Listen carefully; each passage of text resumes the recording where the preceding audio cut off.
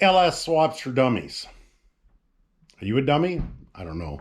I know I'm a dummy, and I know that when I tried to research this and figure out how to put it in LS, I usually found a bunch of 14-year-old kids who talked way over my head, and 5 volts this and 7 volts that, and Delphi and this. I don't know.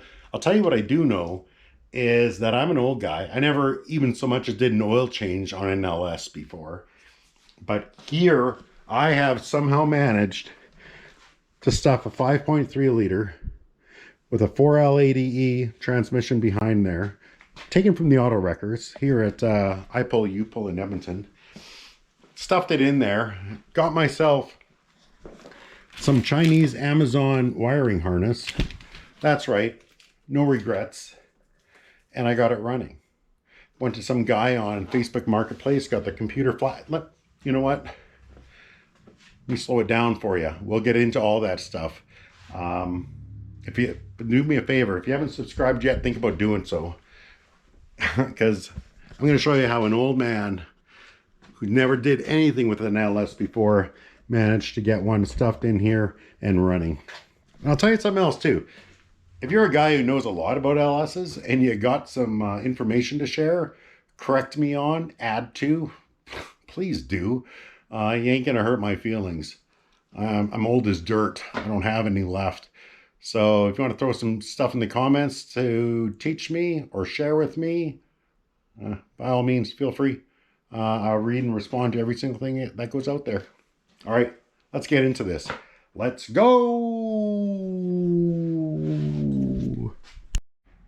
Hey, welcome back for another one. So I've been asked to kind of simplify this LS swap, kind of like LS swaps for dummies, if you will.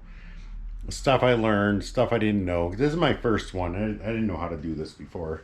So I'm going to do that for you. I'll try and lay it out as simple as I can. So first thing I did was I went and found myself a donor. So I pulled a 5.3 out of like I think it was like a 2006 GMC. And then I found myself a 4L80E out of a 3/4 ton work van. And then out of that, so I pulled the transmission out of that, and I also took the flex plate, and then there's an adapter piece on that flex plate. So those two items work together to mount the 4L80E to the 5.3. So once you got those, you can bring them home. I'm gonna try and go through all this stuff. It may not be in the correct order, but I'll try and get it all in there for you guys anyway. One of the things you'll notice when you go to do this, when you go to pull this motor off the other truck, that's pretty straightforward, except for this fuel line. So this is one of those quick connect. You'll need a quick connect tool kit to get it off of there. Or if you're like me, you'll just cut it back here while you're at the wreckers and deal with that when you're at home, because it's a pretty stubborn fitting. And what I ended up doing here was I just ordered an AN fitting so it's a quick connect to AN fitting, and then I ran AN lines for my fuel inlet. We'll get into that in a bit, but you'll need that connector. Also under the hood here, you'll need an LS swap motor mount adapter.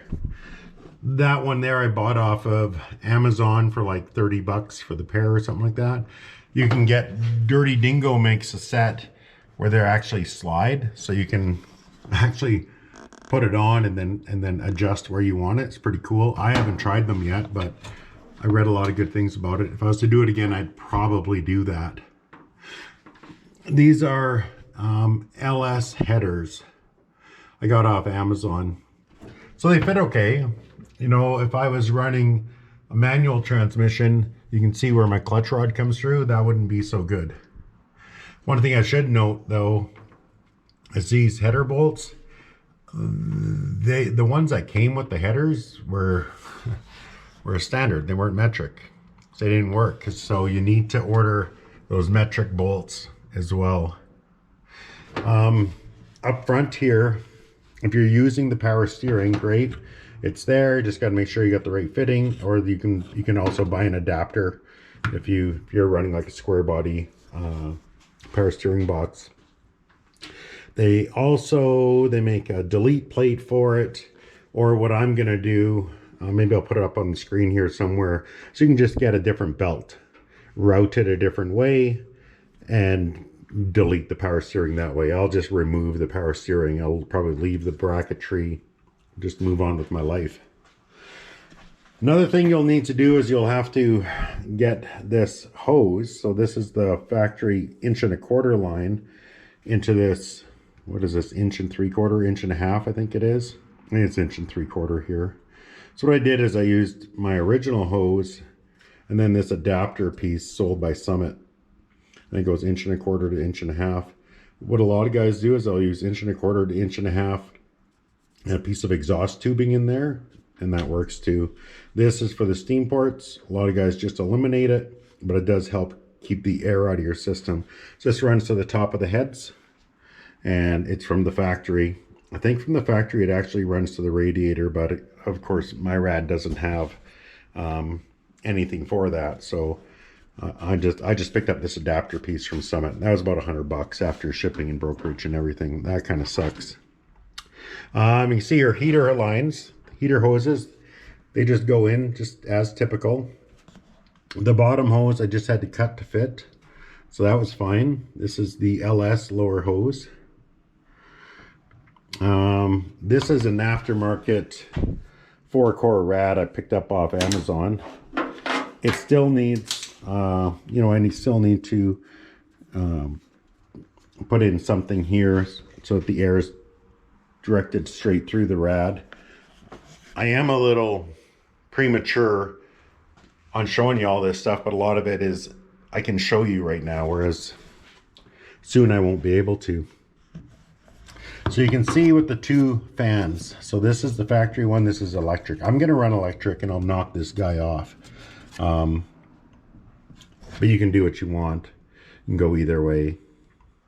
Down on the transmission, what I did, these are my transmission lines into the bottom of the rad. So I went with AN fittings. So I picked up some adapters to run into the rad, and then AN out, and then onto my lines there. And those run back to the transmission that way. And then same thing back at the radiator. I picked up some fittings that go into the 4L80E, 4L60E to an AN, and it works just fine.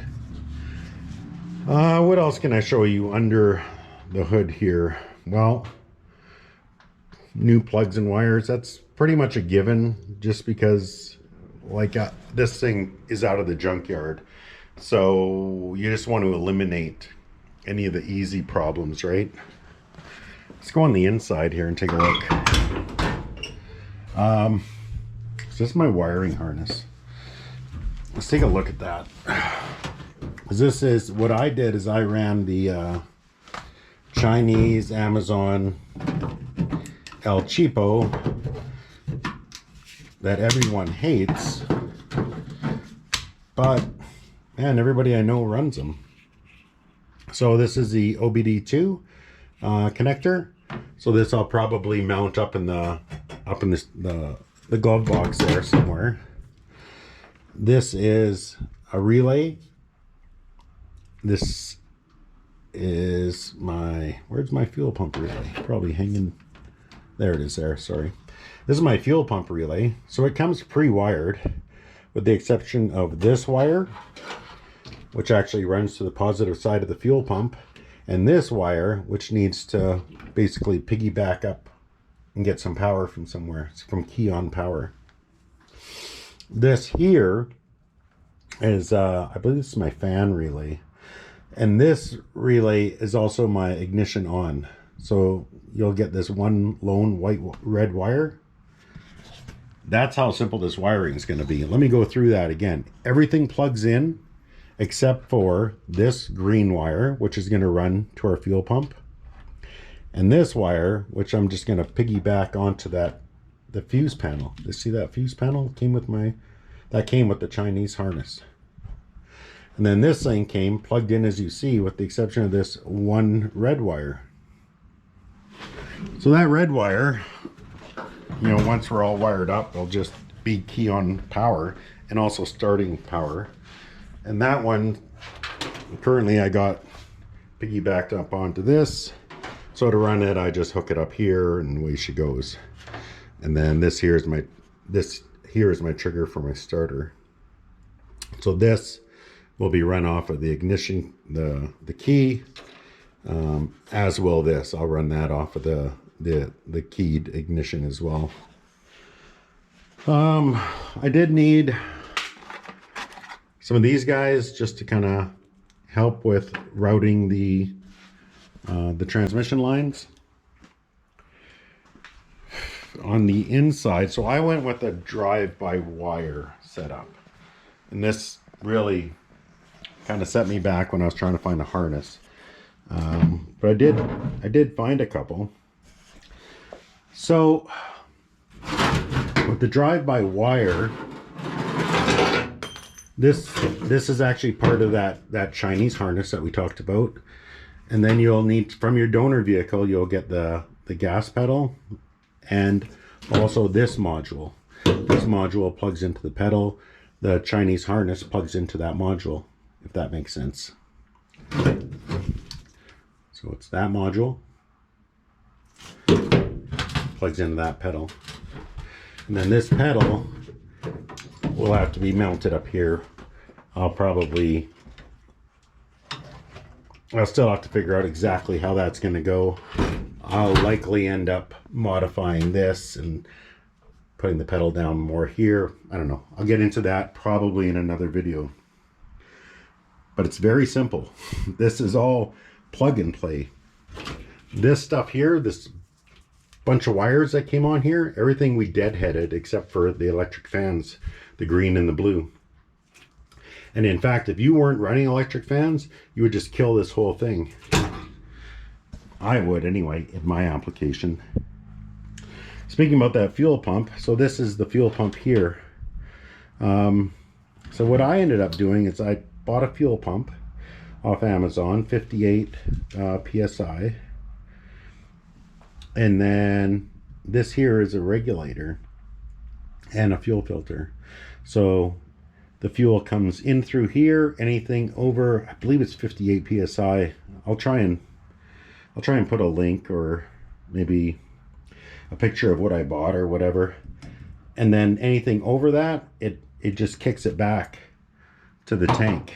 In right now, I'm just using a jerry can for proof of life, but I will eventually be running this to the fuel tank and then this back to the fuel tank. So I'll probably put that back with the tank and then just the one line. This is that line that we got running up to that fitting. Very simple. When it comes to the harness, that's where I kind of struggled. So I talked to a couple people who said, listen, those Amazon, eBay harnesses, and they all seem to be made by the same people, because they come in the same boxes. Doesn't matter where you buy it from, but they work. Just plug them in and they work. I know you can find 100 guys online tell you they don't work and it's wrecked and the wiring's garbage and so on and so forth. Listen, I bought mine from Amazon.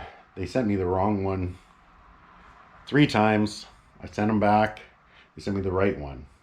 Now, one little trick I learned the hard way. Let me just take this off. Let me move this out of the way just so you can see. See this connector here? This connector is only on drive-by-wire. So if you're ordering drive-by-wire and they show pictures of the connectors, even if you got to pay a couple bucks more, because I tried to cheap out and buy the ones that said drive-by-wire with no pictures, and I got the wrong ones. When I finally paid up a little bit and ordered the right one, and it had this picture, I ordered 2 of these. I got the right ones. So Don't cheap out. The other thing is those connectors. These are, we call them Delphi or something like that. If you have this connector, this is the one that will determine whether it's drive-by-wire or not. If you have this connector on your harness, you have a drive-by-wire harness. If you're missing this, you don't have a drive-by-wire harness. I'm sure people can add more stuff. Please, if I'm missing stuff, throw it in the comments. I am new to this. I'm just sharing my experience on this build. Talking about that harness, let me lay it out for you. Hey wife, you want to get the door? Let me show you the factory harness looks like. So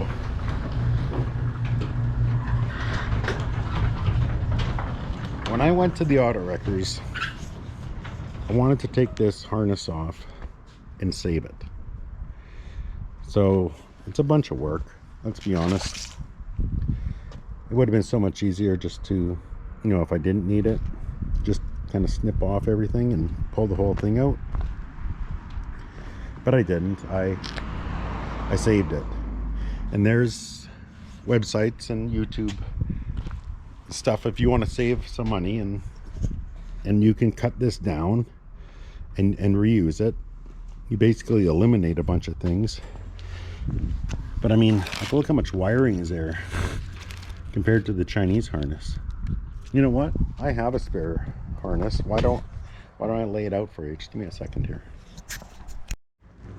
Okay. So you can cut down that harness into what you need, or you can order up one of these harnesses. Let me show you exactly how this lays out. So everything up here, all of this stuff goes into the cab of the truck. So these two are going to go to our PCM. Very straightforward. That guy's going to go to a ground. No problem. This guy's going to plug into our pedal. Gotcha. OBD2. We're going to mount that in the glove box there. There's our fuse panel with those wires we talked about. So this guy here is going to be my key on power. It's going to feed this system, key on and while it's starting at the same time. And then we have these two relays here. So this relay, of course, is our fan, and this one here is our fuel pump. And we had talked about these. So one wire we're going to jump her in to get power, and the other one's going to head out to the fuel pump. Pretty straightforward. And then there's these guys here. So this does come with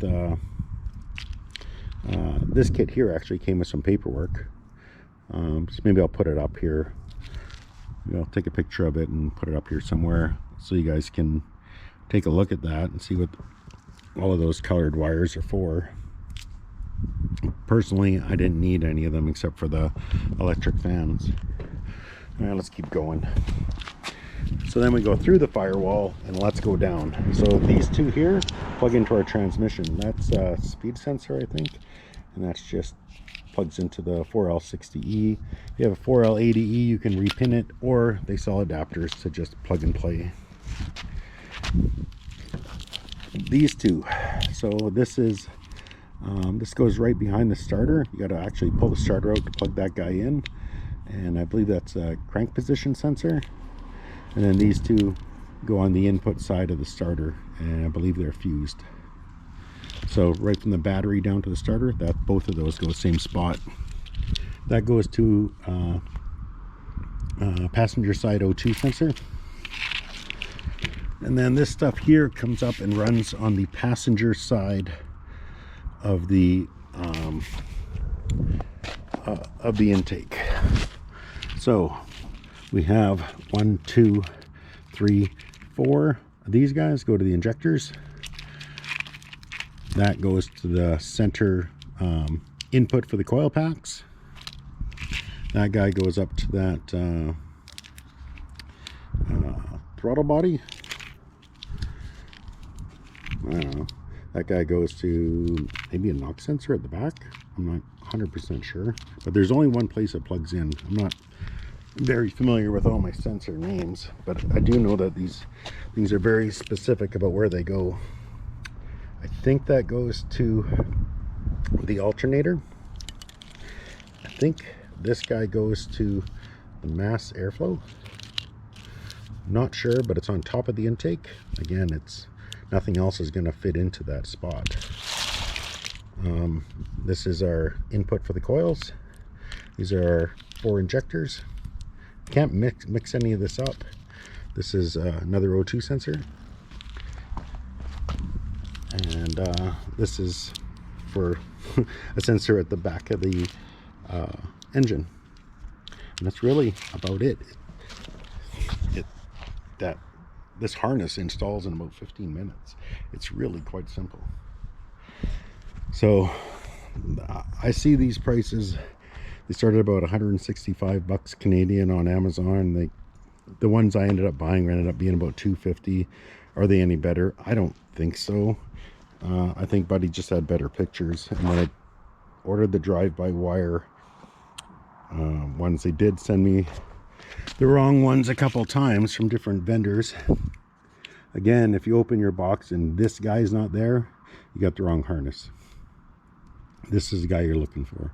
I actually installed one of the harnesses completely before I realized I had the wrong harness. Another thing to look at is the drive-by-wire ones are green and blue. I believe drive-by-cable is green and red. Could be wrong on that though, I don't know. I'm trying to share with you what I do know. And that's what I know. Flashing the computer, the PCM, etc., blah blah blah. Okay, this one is going to piss some people off, I think. So this is the factory computer. I got this with the motor, and obviously it needs to be flashed because it has something called VATS, Vehicle Anti-Theft System. So if you don't flash this thing will start and shut off, start and shut off, start and shut off. So you got to get that done. Now I went on Kijiji and Facebook Marketplace, Craigslist, that kind of thing. Lots of guys out there that can do it. Most charge about 400 bucks. I had a couple guys offer to just kind of help out. Hey, I'll come by, drink some beers, I'll flash it for you. But you know, my timing, their timing. I work out of town. They have lives, they got things to do, so on and so forth. Didn't work out. But I did find a guy on Facebook Marketplace who did this, and I think he was going to charge me 80 bucks. Came to the house to do it for me. I had 2 of them to do, and charged me 100 bucks each. And I'm pretty happy with that number. So 100 bucks, and literally I plugged this thing in. And had I done everything else right, it would have just fired off. I chased grounds and stuff, but no problems with what he did. So what he ended up doing was he took off the VATS, the Vehicle Anti-Theft System. He also removed the rear O2 sensors. So it's just reading off the front 2. Then he got rid of a few other, everything for the, I don't know, fuel, some sort of a fuel system, so it's not kicking back fault codes on stuff that we don't have, evap, EGR, that kind of stuff. I think he removed the entire evap system for kicking out codes. I don't know. Get yourself a guy who knows, because I don't know. He does, and he did it, and it works. So I'm pretty happy with that. So that's what I've done so far to get this thing where it is. A bunch of this stuff's not going to be difficult though. Like mounting this throttle pedal, that's not going to be difficult. Physically mounting this fuel pump setup, that's not going to be difficult, right? I'm just going to mount that to the frame, or probably to the frame. I'm not sure what I'm doing for a fuel tank yet. I might throw it back in here. I might throw it in the back. We'll see. As far as mounting things like the computer itself, again, that's not difficult. I'm probably going to choose to put it up top here somewhere. mount it up and out of the way so you can't even see it. But I can access it by opening up the glove box door. Same as the fuse panel. I'll throw that up top as well. I think that's about it that I can think of off the top of my head. Guaranteed I'm missing a bunch of stuff. But what I've done, that's it. It is much more simple than I anticipated. That being said, there was a lot of stuff I stumbled with, and this is how I overcame it. So one of the biggest things, don't try and cheat your grounds. Put them all on, put extra grounds on. You can't have too many grounds. Check your fuses. That was one that kind of tripped us up there. We had a fuse that was not engaged all the way. That held us up for about an hour or two. But overall, I'm like super happy with the way it turned out. I now have a running LS motor and transmission inside this thing. Another thing to note is the drive shaft. So I believe it worked out to like 53.5 or something. This drive shaft comes to me out of I want to say like a 97 S10 or something. I could be wrong in the year. I bought it from a guy on the internet. But I have this drive shaft. I believe it's going to work. And then down here, I have the cutoff from the 4L80E. So what I'll do is I'll pull that out of there, and I'll get a U-joint made to work with that and that together, and then I'll also get a U-joint made to work with the rear end I'm going to use in the drive shaft, and that should get me set up there. For this rear transmission mount, I ended up just pulling one out of a Camaro or Firebird 2nd gen, and it seemed to work out okay. It kind of lifts up a little bit, allowing me some room to run my exhaust. I think it's going to work fine. We'll see. We're not there yet. I did end up buying an F-body oil pan because I wanted to drop this truck considerably. So the factory truck one sits quite a bit lower than that, couple 3 inches maybe. That's just an Amazon oil pan buy I bought, a couple $100, maybe $300. It kind of gets the oil pan up a bit. If you look though, you can see it still sits a hair under that cross member, so it's still going to be the first thing to hit should we bottom out. I don't know what else I can do about that though. It is what it is. Don't bottom out. That'll be my advice. So yeah, some things I still need to work out are shifter linkage. I think I'm going to put an automatic steering column in here, and I'll just run the linkage off the 4L80E to the Chevy steering column. We'll get into that later as well. All right, I want to close this off properly. When I call this LS Swaps for Dummies, this is the dummy. I've never done anything like this before. I never so much as done an oil change on an LS, or Vortec, if you want to correct me on that terminology too. I would actually wait to do this video till I had everything done, till I had the fuel tank in, and I got the pedal mounted, and I got the computer, stashed up there and mounted to the firewall and all that good stuff. But the truth is, I'll probably forget most of it. This stuff's still fresh in my brain right now. CJ and I were able to go to the auto wreckers, grab a motor, a transmission, take it back home, stuff it in, grab this cheap Amazon harness, which worked wonders. Hired some guy off of Facebook Marketplace, came to the house and flashed that computer for us. What a beauty. He actually did 2 of them for me. And it's great. This thing runs. We're in the home stretch. So thanks for sticking around this long. If you have, think about subscribing. I really appreciate it. And can't wait to see you on the next one. All right, 5.3 4L80E 1963 Chevy truck.